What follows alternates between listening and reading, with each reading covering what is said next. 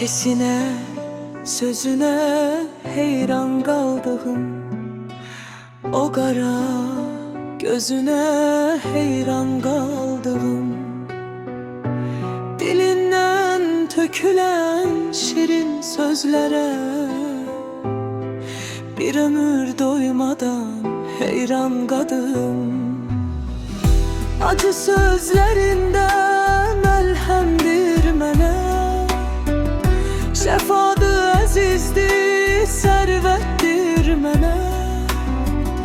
Bal kimi sözlərin ürək oxşayır, nə yaxşı sevmişəm sən kimi birin.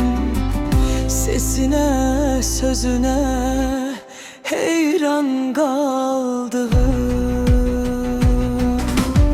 şirin sözlerine heyran kaldığım, geçen günlerimiz gelen günlere dayandı, arxadı o günlerimiz. Sevip peşmansan mı sorsalar məndən,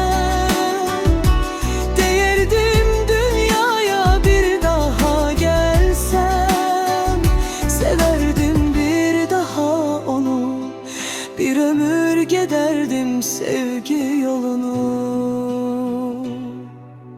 Onsuz hayatı neylerem ki ben onunla hayatım. Güzelliği saçır, sevgi diyar nizar, şirinlik atır. Sevip sevilmeyden doymayır insan. Sevin, sevilin güzeldi sevgi, sevgisiz dünyada maral